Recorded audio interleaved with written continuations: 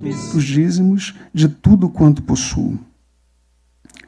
O publicano, porém, estando em pé, de longe, nem ainda queria levantar os olhos ao céu, mas batia no peito, dizendo: ó Deus, tem misericórdia de mim, pecador. Digo-vos que este desceu justificado para sua casa, e não aquele, porque qualquer que a si mesmo se exalta será humilhado, e qualquer que a si mesmo se humilha será exaltado. Vamos orar. Senhor, seja ainda mais bondoso conosco, Pai. Dirige o nosso coração e os nossos ouvidos para que possamos entender a Tua palavra, Pai. No nome de Jesus. Amém. Bom, meus irmãos, eu já tive a oportunidade de ouvir essa mensagem algumas vezes, parábola do fariseu publicano.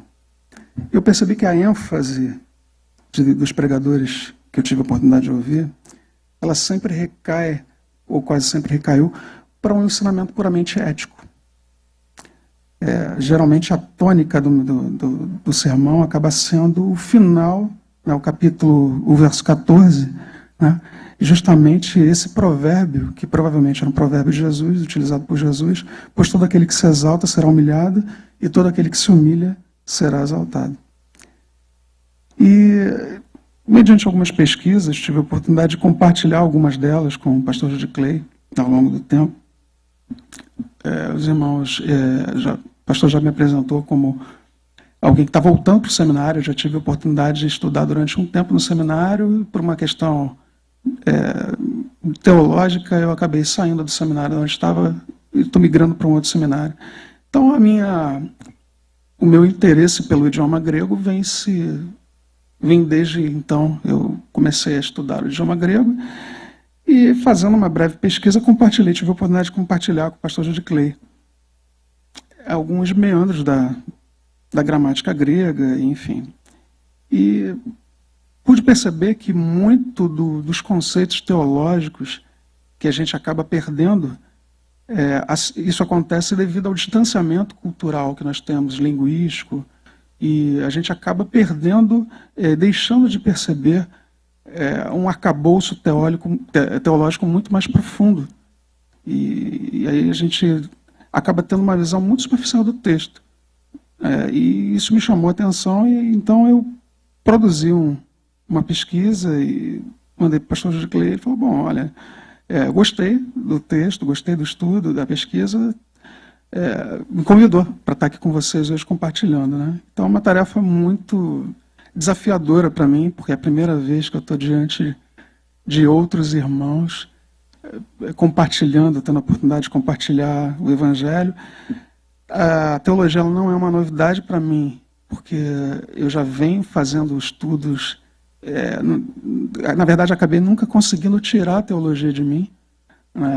Sou da área de TI, é uma área que não tem relação direta com a teologia, mas desde que me entendo por gente, tenho uma paixão muito grande pelas Escrituras, e então, a partir daí, tenho tido a oportunidade de estudar um pouco mais, me debruçar um pouco mais no estudo da teologia, da Palavra de Deus. Bom, então, algo que me chamou a atenção, inicialmente eu compartilhei com os irmãos, que essa questão do que a gente perde, né, por causa desse distanciamento linguístico, me chama a atenção também que esse final do verso 14 é o que dentro da língua hebraica nós chamamos de paralelismo antitético, ou seja, é um recurso literário da língua hebraica, onde o judeu ele utiliza-se da lógica argumentativa para poder confrontar ideias opostas e trazer e transmitir o que ele deseja, né?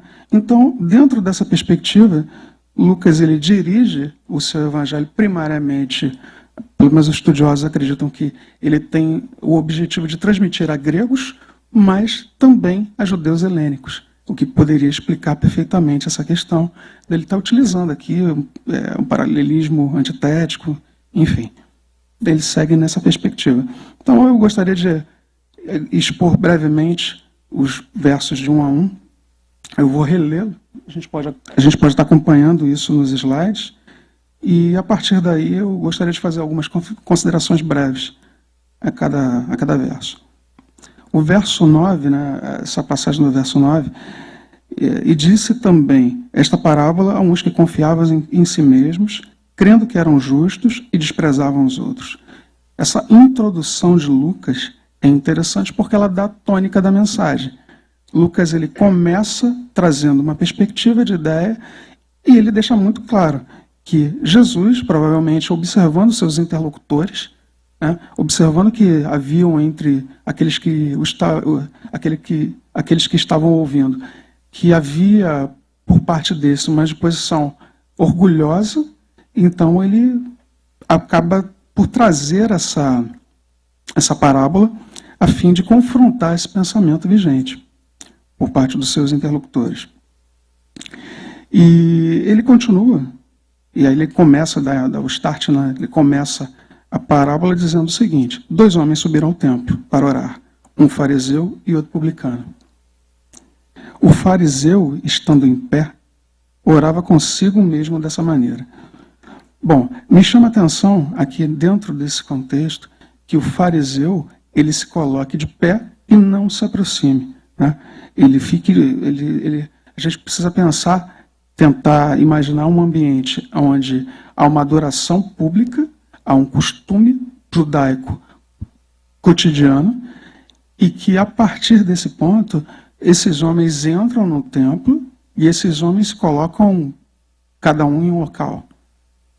O fariseu num determinado, vamos pensar numa extremidade do templo, e o publicano em outra parte. E o fariseu, essa palavra fariseu, ela expressa muitíssimo bem o sentimento desse homem que está sendo descrito aqui. Porque essa palavra fariseu, ela vem de uma palavra chamada perushim, que significa os separados.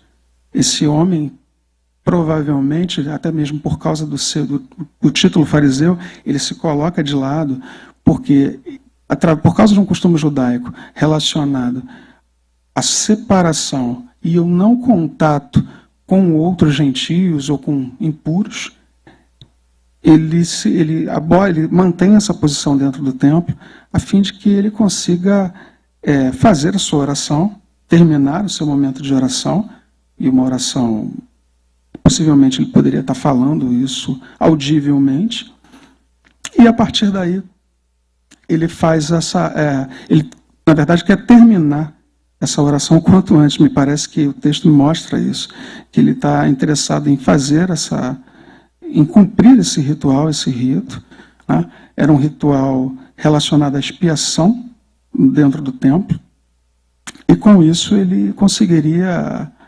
obter o perdão que ele almejava. Então, o texto diz que ele começa se colocando em pé, isoladamente, e aí ele faz a oração dele. Uma oração bem superficial. Ó Deus, graças te dou, porque não sou como os demais homens, roubadores, injustos, adúlteros, nem ainda como este publicano.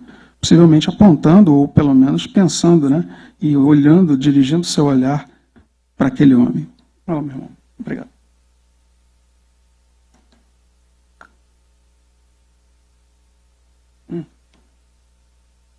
Obrigado. Obrigado, meu irmão.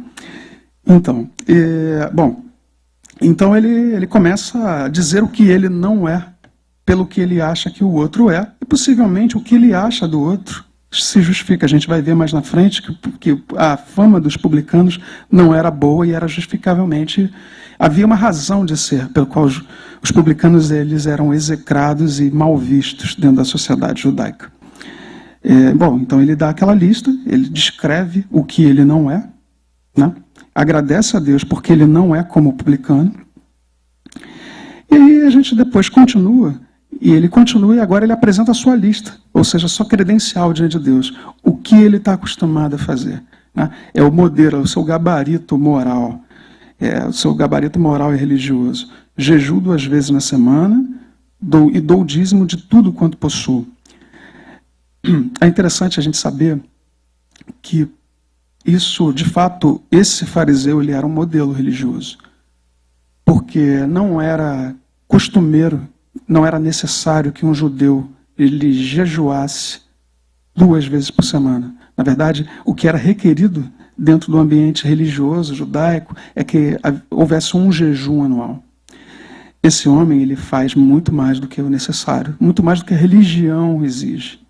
Então ele automaticamente ele se vê em condições de apresentar isso a Deus como um ato de justiça que o viesse a justificar. Então ele começa: eu jejuo 2 vezes na semana e dou o dízimo de tudo quanto possuo. Esse costume de dar o dízimo de tudo quanto possui, ele tem origem no pai Abraão. Em Gênesis a gente vê essa descrição de que Abraão deu o dízimo de tudo quanto possuía. E esse homem, claro, esse costume ele foi aperfeiçoado ao longo do tempo. Os religiosos judeus eles aperfeiçoaram esse sistema de tal forma que isso passou a servir como uma forma de atenuar a sua culpa diante de Deus. Então, ele apresenta as suas credenciais que estão acima de qualquer padrão comum. Jejuo 2 vezes na semana, dou o dízimo de tudo quanto possuo. E aí o publicano acaba finalmente entrando em cena. O publicano, que era um homem que era um coletor de impostos, vocês sabem, e era uma figura odiada entre os judeus, principalmente entre os religiosos, porque havia por parte do Império Romano uma concessão para que esses homens, que eram compatriotas dos judeus religiosos, de todos os judeus, explorassem os impostos e repassassem um valor fixado, combinado, pré-combinado para o Império Romano, e a partir daí eles poderiam colocar uma sobretaxa. Então os coletores era exatamente isso que eles faziam e com isso eles lucravam. Então, obviamente que tudo que os judeus esperavam é que houvesse uma espécie de uma solidariedade da raça, né? Ou seja, que eles conseguiam, que eles não fizessem, ou que pelo menos fizessem isso de uma forma não tão corrupta como os publicanos costumeiramente faziam. Tem um slide aí, meu irmão, que fala um pouco, Jesus em Lucas 3,13, justamente ele faz uma recomendação, e podemos fazer uma inferência a partir desse texto, de que, de fato, a questão da corrupção ela está inserida dentro do contexto da vida cotidiana dos publicanos. Então, a gente, obviamente, inclusive até mesmo por literaturas extra-bíblicas, a gente entende que, de fato, essa fama dos publicanos ela era legítima e era justa. Eles, de fato, eram homens dados à corrupção. Então, o publicano entra em cena, Lucas coloca o publicano em cena, e diz o seguinte, como é o porém, estando em pé, de longe, nem ainda queria levantar os olhos ao céu, mas batia no peito dizendo: ó Deus, tem misericórdia de mim, pecador.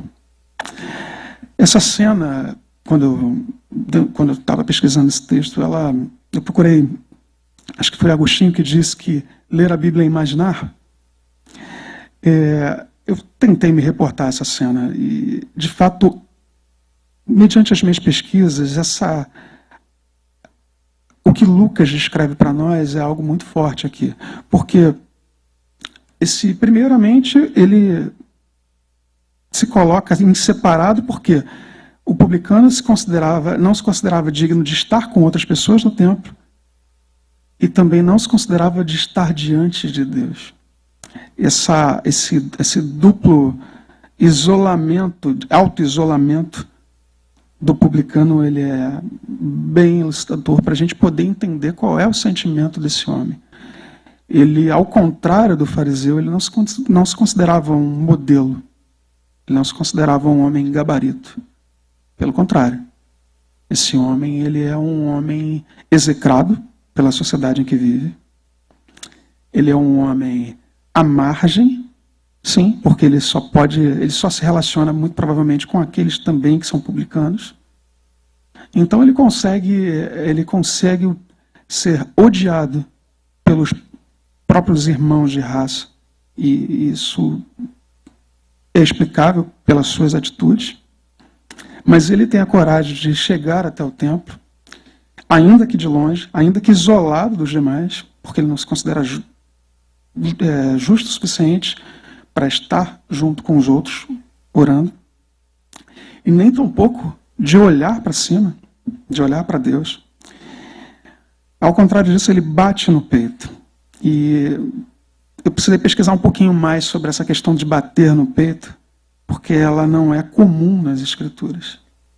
E eu descobri que esse costume oriental de bater no peito é algo que pouco se vê, não é frequente, é uma atitude de agonia extrema e que geralmente é encontrada entre as mulheres, não entre os homens.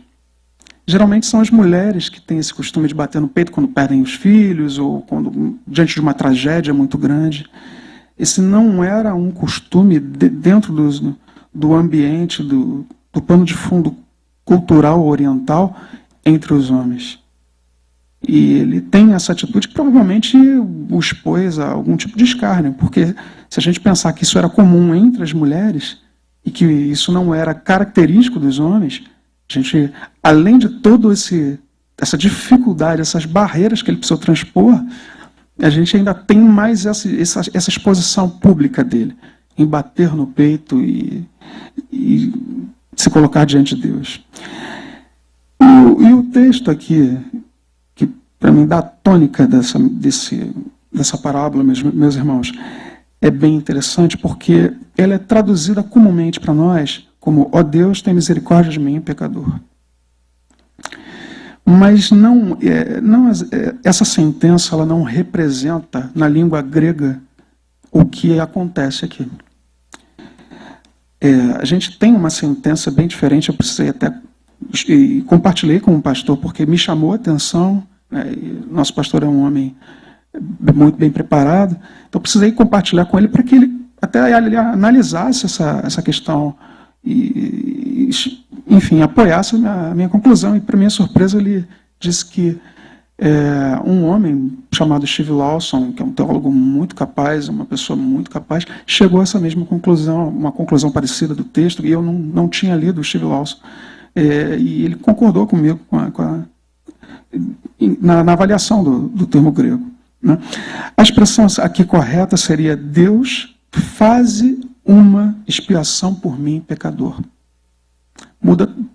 Percebam, meus irmãos, como dentro desse contexto que a gente está apresentando aqui, do que eu estou apresentando aqui para vocês, essa expressão ela fecha com chave de ouro, ela dá a tônica da mensagem, que é a expiação, e não simplesmente um clamor a Deus para que Deus tenha misericórdia dele, porque a gente, infelizmente, acabou perdendo a dimensão dessa palavra expiação. Palavras como expiação, propiciação e justificação, ao longo do tempo a igreja vem se distanciando dessas palavras, as traduções vão ficando um pouco mais modernas, ou a tentativa dos tradutores de...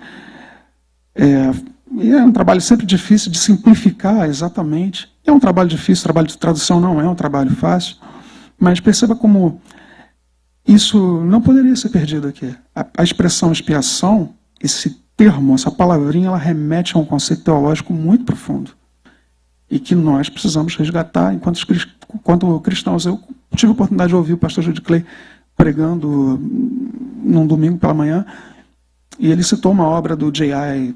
Packer, Vocábulos de Deus, em que justamente esse teólogo, também um homem muito capaz, ele traz à tona, ele escreve uma obra para que nós tenhamos a oportunidade de conhecermos um pouco melhor termos que caíram em desuso para nós e que são centrais na nossa fé.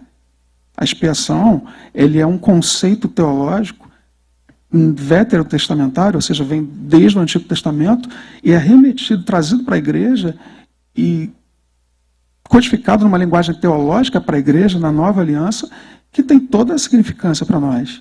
E nós, infelizmente, a igreja acabou se distanciando desses termos. E o verso 14, que é o desfecho da parábola, é bem interessante, porque ela descreve o que está acontecendo, né? Na verdade, nós temos existem diversas perspectivas a serem observadas no texto. A gente pode até pensar nos aspectos psicológicos. Eu abordei alguns aqui para os irmãos acerca do que o publicano, do sentimento do publicano, do sentimento do fariseu, enfim, da disposição do coração de cada um deles. Mas, na verdade, a parábola ela não tem como objetivo informar os aspectos psicológicos como cerne do que Jesus está querendo ensinar. A questão aqui é que é a justificação o centro da mensagem da parábola. E a justificação dentro das Escrituras, dentro da mensagem do Evangelho, ela ocupa um papel central. Então, o desfecho no verso 14 é o seguinte: digo-vos que este desceu justificado para a sua casa, e não aquele. Porque qualquer que a si mesmo se exalta será humilhado, e qualquer que a si mesmo se humilha será exaltado.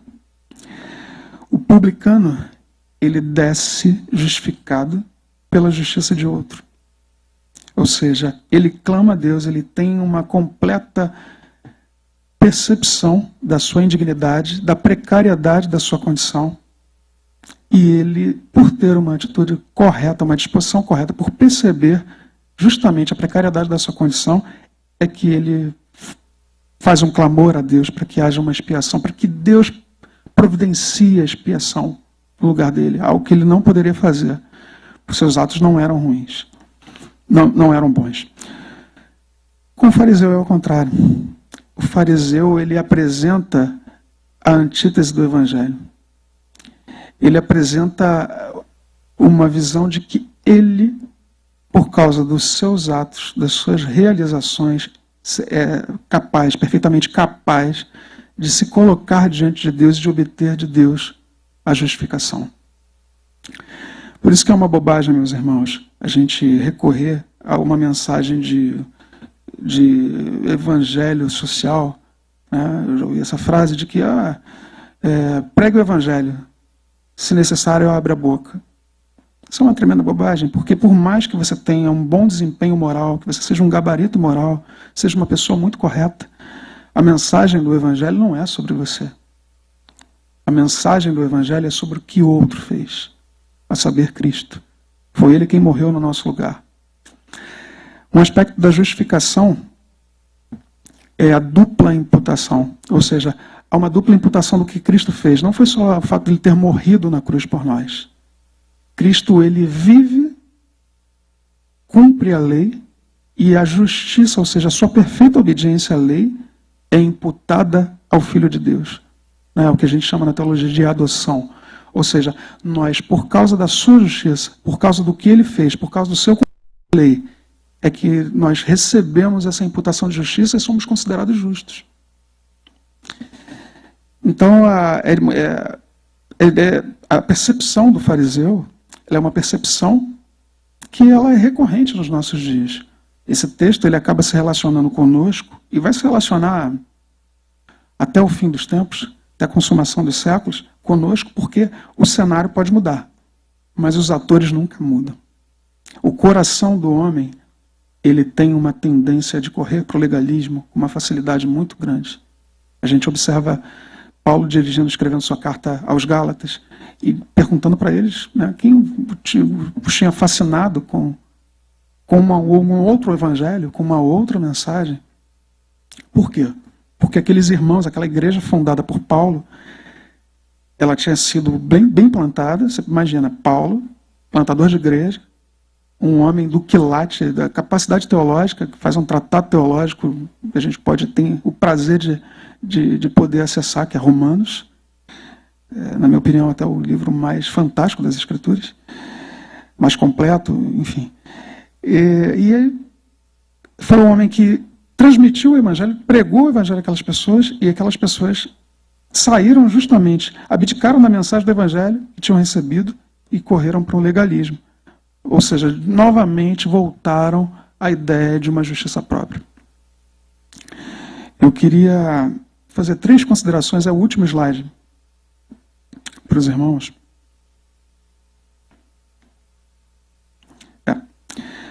Esse primeiro slide, essa primeira recomendação seria: guarde o coração da justiça própria. Como eu disse, nós temos uma tendência de cairmos a graça para o legalismo. E isso é algo que todo crente deve ter muito cuidado. Não é incomum encontrar na caminhada, eu tenho tido a oportunidade de conversar com muita gente que começou bem, mas não terminou bem. E a vida cristã não é uma corrida de 100 metros, é uma maratona. Nós precisamos estar muito atentos, porque é pela graça de Deus que nós estamos seguros. Segunda recomendação seria: viva em paz por causa do Evangelho de Cristo. Romanos 5, verso 1 e 2, dizem que é pela justificação que nós temos paz com Deus. A justificação, ela tem um alcance muito abrangente. Eu creio firmemente que claro que eu não sou o homem mais preparado no momento para falar de um tema tão denso, tema teológico tão denso e tão maravilhoso, tão abrangente, mas o pastor Jorge Clay tem feito isso, vai fazer isso ao longo do tempo. A gente perde de vista o que Cristo conquistou por nós e oferece ao crente na justificação. E Romanos 5, 1 e 2 é um texto que justamente diz que agora nosso relacionamento com Deus não é um relacionamento bélico. Nós agora nos relacionamos com Deus e temos acesso a Deus por causa da justiça de Cristo. E agora é uma relação de amizade. O que existe entre nós e Deus é uma relação de amizade. Deus, quando olha para nós, Ele nos vê justos e confere todos os direitos que Ele promete aos justos, justamente por causa da justiça de Cristo. A terceira citação foi dada a tônica aqui mais cedo. O pastor começou a reunião dizendo que devemos ser gratos. Seja grato pela justiça de Cristo.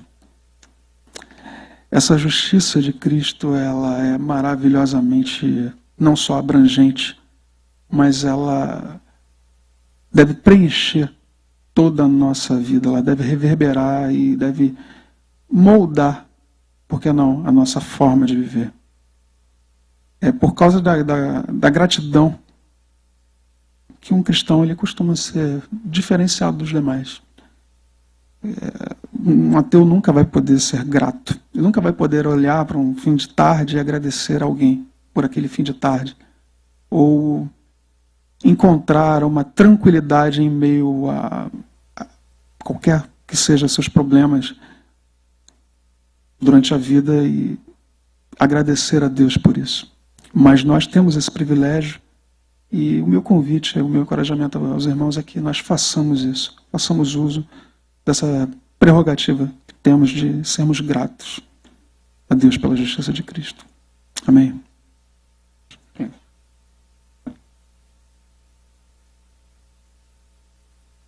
Deus te abençoe, Leonardo. Boa reflexão. Vocês gostaram? Fomos muito abençoados. Então vocês registram aí. Hoje é que dia? 6 de junho de 2018. E não apenas isso. O dia da primeira pregação do Leonardo. Olha só. Muito boa. Denso. Deus te abençoe, viu, Léo? Enquanto eu estava falando aí, nessa parte final de ser grato, eu lembrei do George Whitefield, quando ele disse que a tentativa de salvar-se por suas próprias obras e méritos é tão loucura quanto o homem que tenta ir para a lua numa corda de areia. É impossível, né? É pela graça de Deus, é pela justiça de Cristo. Vamos ficar em pé, vamos agradecer e vamos comemorar tomando uma sopa. Agradecendo a Deus por esse tempo precioso. Senhor, nós te louvamos, porque é sempre bom ouvir o Evangelho. O Evangelho é uma boa notícia. E a boa notícia é que Cristo já fez tudo. Ele morreu a nossa morte e nos deu a sua vida. Que nenhum de nós, Senhor, seja encontrado apoiando-se nas suas próprias obras e supostos méritos, pois nós não os temos. O que Cristo fez é suficiente. Nós te louvamos, porque nós podemos nos achegar ao Senhor, porque a estrada foi pavimentada pelo sangue de Cristo. Obrigado, porque Ele escolheu dar-se em nosso lugar naquela cruz. Nós te louvamos, porque ao terceiro dia Ele ressurgiu para a nossa justificação. Abençoe o Leonardo, a sua família, seus projetos, seus estudos. Que ele continue crescendo na graça e no conhecimento de Cristo e usa-o para a edificação da tua igreja, para a glória do teu nome. Dá-nos uma noite de sono, de paz e um tempo precioso de comunhão uns com os outros agora. Em nome de Cristo. Amém. Tapeceiro, grande artista, vai fazendo seu trabalho, incansável, paciente no seu tear.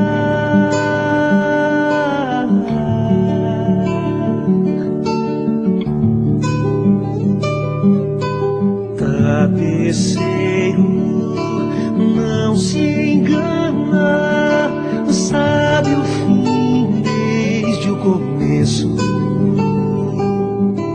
Traça voltas, mil desvios sem perder o fio.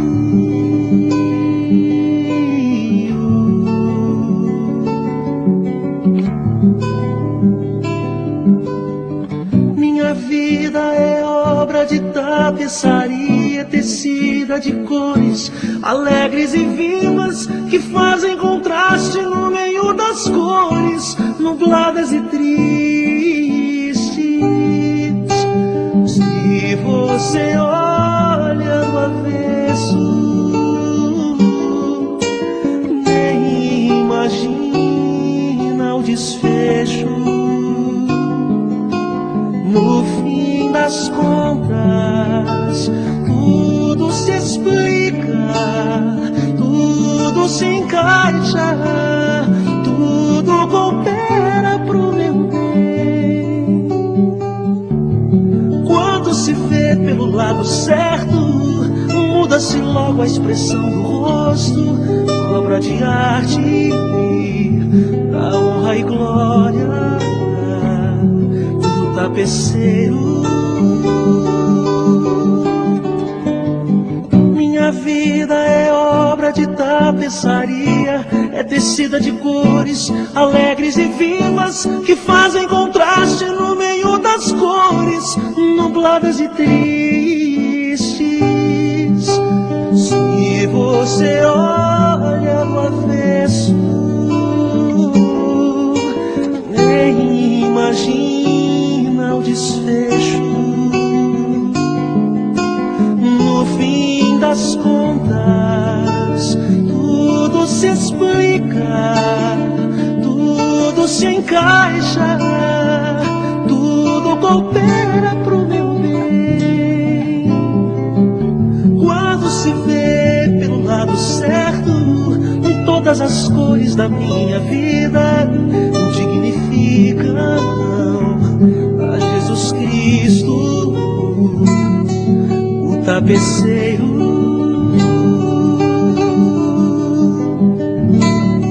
O tapeceiro.